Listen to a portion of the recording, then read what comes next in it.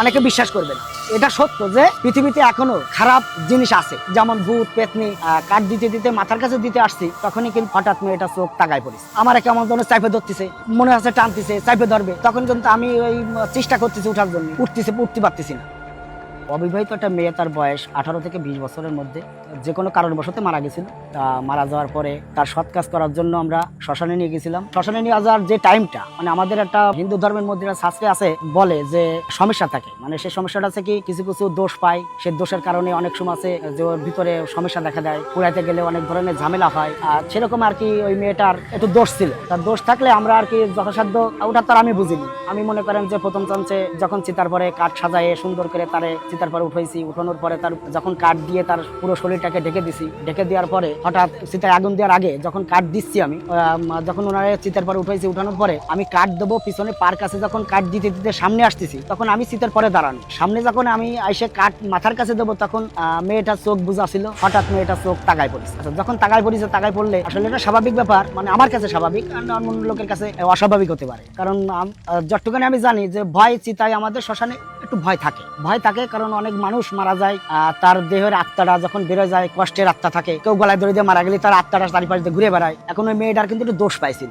দোষ পাওয়ার কারণে ওই মেয়েটারে যখন আমরা ওই কাঠ দিতে দিতে মাথার কাছে দিতে আসছি, তখনই কিন্তু ওই মেয়েটা তাকায় পড়েছে। তাকায় পড়ার সঙ্গে সঙ্গে আমি মেয়েটার চোখে হাত দিয়ে চোখ বুঝে যত দিচ্ছি তত তাকাচ্ছে। এখন এই তাকানোর কারণে আমি ভাবতেছি যে অন্য কোনো সমস্যা হতে পারে। এখন আসলে তো মনে করেন যে চিতাটা আমাদের নপাড়া মহাশ্মশানটা খুব নিলিবিলি জায়গায়, এখন ওখানে চিতার কাছে কাঠ সাজানোর পরে তারপরে কোনো লোক আর থাকে না, হয়তো এই সাইডে থাকে। তখন বারে বারে তাকাচ্ছে আর আমি ওর চোখটা আর কি ওরে বুঝিয়ে দিচ্ছি, কিন্তু বুঝতেছে না। 3 বারের মাথায় যখন আমি আর কি ওরে জোর প্রয়োগ করলাম, কাঠ দিয়ে সাজাই দিলাম, সুন্দরভাবে সাজায় যখন মুখে অগ্নি করে জ্বালাই দিলাম, দেওয়ার পরে মনে করেন যে পুড়তে লাস্ট টাইমে যখন প্রায় আপনার এই ধরের থেকে পাত থেকে আপনার এই মাথার পর্যন্ত যখন পুড়তে আসে, তখন কিন্তু ওই শীতের পরের থেকে কাঠ পরে জাতি লাগে, পা লাফালাফি করতে লাগে, অনেক সময় আছে যে আপনার লাশ পরেও যায়। এরকম অবস্থায় খুব ভয়ঙ্কর ব্যাপার।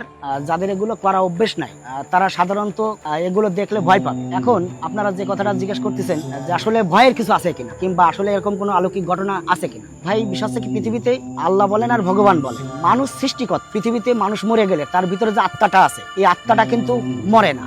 মানে এটা আমি বুঝি, আমার জ্ঞানে যা আসে, আত্মা মরে না, মরে শুধু তার দেহটা। মনে করেন আপনি একটা জামা পরেন, জামাটার দাম 5000 টাকা, আপনি জামাটা ডেইলি পরেন কিংবা বছর মাসে একবার পরেন, হঠাৎ একদিন করে জামাটা আপনি পরতেছেন না, জামাটা থুয়ে দিচ্ছেন, তখন আপনি আবার জামাটার কথা মনে পড়ছে, জামাটা আপনি পরবেন, হঠাৎ জামাটা আপনি পাচ্ছেন না, তখন আপনার যে মনের একটা আগ্রহ যে আমি ওই জামাটা পাচ্ছি না, তখন কিন্তু আপনার টান থাকবে যে আমি এই জামাটা কোথায় গেল, আমি পাচ্ছি। এরকম আত্মাটা বিরাজ করে মানুষের দেহের ভিতর, আর এই দেহের থেকে যখন আত্মাটা বেরোয় যায়, তখন কিন্তু আত্মা ওই দেহকে খোঁজে বিরাজ করার জন্য। হয়তো কিছু সময় আছে যখন তার সৎ কাজ না করা পর্যন্ত, আমাদের মধ্যে আছে শ্রাদ্ধ শান্তি না করা পর্যন্ত, তার আত্মাটা তার চারিপাশ দিয়ে ঘুরে বেড়ায়, তার আত্মীয় স্বজন পাশ দিয়ে বেড়ায়, তারা বাড়ির আশপাশ দিয়ে ঘুরে বেড়ায়, অনেক রকম সমস্যা দেখা দেয়। আমি যখন ওই চিতা জ্বালাই দেওয়ার পরে আসলে তোর ভিতরে কষ্ট আত্মা, অর্থাৎ মনে করেন আপনি একটা মেয়ে গলায় দড়ি দিয়ে মারা গেছে কিংবা বিষ খেয়ে মারা গেছে, তখন কিন্তু আসলে সে সস্তায় মরিনি, সে তো ছয়ের মরিনি, তার তো সে তো মারা গেছে, আত্মহত্যা করেছে। তাহলে আত্মহত্যা করলেই আত্মাটা কিন্তু সরে যায় না, তখন আশপাশ দিয়ে থাকে। এখন ওই আত্মাটা কিন্তু ওর ভিতরে অনেক সময় আছে আপনার ওই যন্ত্রণাদায়ক, মানে পুড়তে চায় না, থেকে যেতে চায়, শীতের পরে থাকতে চায় না, পরে যেতে চায়, কাঠ ঠিক মতো পরে না, এরকম অনেক সমস্যা দেখা দেয়। হাত তো ছিল ভিতরে ঢুকানো ছিল, পা দুখন মনে করেন ছুটে চলে গেছিল, পরে আমি পাটা আবার ভাঁজ করে দেওয়ার মতন আমাদের যেভাবে সিস্টেম আছে, আমি সেভাবে পাটারে আবার সুন্দর করে দিছিলাম। ওনারা আসলে যে বললাম না আমি, যে আত্মাটা জিনিস, খারাপ আত্মা আর ভালো আত্মা, এটাই আছে সব বড় বিষয়। তারপরে বহুত কষ্ট মষ্টে আর কি ওনারে পড়াইতে আমি বাড়ি আসছি। আমি ওই মেয়েটার ব্যাপারে কিছুটা আংশিক ভয় ভাইছিলাম, পরে ওটা আমার এক গুরুদেব আছে, তার সাথে পরামর্শ করার পরে সে আমার কিছুটা দেওয়ার পরে ওটা আমার সমাধান হয়েছে। এই মাঝে একজন মারা গেছিল আমাদের নপাড়ার একজন ব্যাংকারের, রাত মনে করেন 2টোর সময় আমার ডাকিছে, আমি গেছি। তা 2টোর সময় গেছি, তখন শ্মশানে কিন্তু এক ঠাকুর মশাই আর যে কাঠ বিক্রি করে উনি ছাড়া আর কেউ। আমি মনে করেন যে ওনারে রাত্রেবেলা পুরাতে গেছি, উনি আমি একাই। আমি মনে করেন কাঠটা সাজায়ে ওনারে যখন আমি উঠেছি তারপরে উঠে কাঠ মাঠ দিছি, তখন কিন্তু আসলে ওই সারা রাত চিতার কাছে থাকা একটা ভয় লাগে, এটা কষ্টের ব্যাপার। ব্যাংকারের ওটা মনে করেন ওরকম, উনিও অসুস্থ ছিল না, সুস্থ শরীরই মারা গেছিল। এখন কোন কারণে মারা গেছিল, তবে সবাই বলেছিল যে এরকম মারা গেছে হাটে। আবার কিছু লোকে অনেক ধরনের সমালোচনা হয়, আর অনেকে অনেক ধরনের কথা বলে। তো উনারও ওইরকম চিতার পরে খুব দাপাদাপি সমস্যা দেখা দিচ্ছিল। লাস্টে যখন উনি ওই পূর্তি ছিল না, কিছু থেকে যাচ্ছিল লাশ, মনে করেন 18 থেকে 10 পর্যন্ত থেকে গেছে। তখন কাঠ মনে করেন 16 মন 17 মন কাঠ দিলে উনি পড়তেছে না, তখন থাকে যখন গেছে তখন আর উপায়, তখন উনি পড়ে গেছে, মনে করেন নিচে পড়ে গেছে। আমাদের শ্মশানের ওই গর্ত আছে, গর্তের মধ্যে পড়ে গেছে। পড়ে গেলে আমি আবার ওটাকে উঠে আনার জন্য গেছি, উঠে আনার যখনই গেছি তখনই কিন্তু আমার অটোমেটিক আমার কিন্তু কাদার মধ্যে অনেক সময় আছে। এটা আপনারা বিশ্বাস করবেন কিনা, অনেকে বিশ্বাস করবে না, আপনারা বলতে ভুল, অনেকে বিশ্বাস করবে না। এটা সত্য যে পৃথিবীতে এখনো খারাপ জিনিস আছে, যেমন ভূত পেতনি। এবার আমি যখন ওনারে কাদার থেকে উঠতে গেছি তখনই মনে করেন আমি উঠতে পারতেছি না। আমি যে হাট দুর্বল লোক তা না, মনে করেন আমি হাট দুর্বল হলে আমি কিন্তু রাত 3টার সময় মানুষ পুরাতে যাইতাম না, একা যেতাম না। তাহলে যথেষ্ট পরিমাণে হাট সুবল। আমি কিন্তু ওই যখন গেছি ওই কাদার থেকে উঠতে গেছি, আমার আর উঠতে পারতেছি না, আমার কেমন যেন চাইপে ধরতেছে, মনে হচ্ছে টানতেছে, চাইপে ধরবে, এরকম একটা ভাব। তখন কিন্তু আমি ওই চেষ্টা করতেছি উঠার জন্য, উঠতে পারতেছি না। তখন আমি কিন্তু ওই ওখানে ওই শুয়ে পড়ে 4 হাত পা মানে আমার মাথা নিচের দিক চলে গেছে। তখন আমি কিন্তু চেঁচান দিছি, চেঁচান দিলে ওখানে আমাদের এই একজন ছিল, সে আইসে কিন্তু আমার তাড়াতাড়ি দেখে আমি নিচে, তাড়াতাড়ি সে কিন্তু যাইয়ে আমার তাড়াতাড়ি টাইনে উঠাই।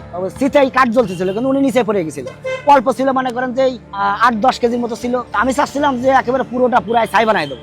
তা সেইভাবে উনি পড়ে গেলে আমি নিচের থেকে উঠাইতে গেছিলাম। আর উঠোতে নিচেই বলতে নদীর কুলি, তখন যখন আমি নিচে নামিছি, নামার সঙ্গে সঙ্গে আমার কিন্তু ওই ধরেছি, যখন ধরার সঙ্গে সঙ্গে আমার আক্রমণ করেছে, করে আমার চাইপে ধরেছে। চাইপে ধরলে আমি কিন্তু জিনিসটা বারবার উঠতে চাচ্ছি আর আমার চাপতি। এভাবে মনে করেন যে আমি খুব চেষ্টা করতেছি। খানিক করবো যখন আমি দেখলাম যে সব জ্ঞান মানে আমার কেমন যেন নিজের সেন্স হারাই যাচ্ছে, তখন আমি চেঁচান দিলাম, দেওয়ার পরে আমার সাথে আরেকজন আসলো, এসে সে আমার ধরে উঠলো। আমি তারপরে লাশটাকে উঠে তারপরে দিয়ে তারপরে পুরায়ে তারপরে বাড়ি আসে।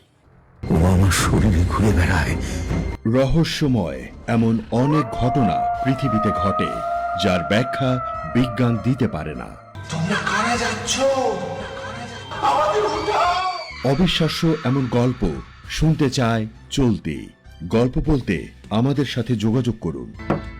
একবার, দুবার, 3বার। ফোন 0961102759 অথবা ফেসবুকে ইনবক্স করুন।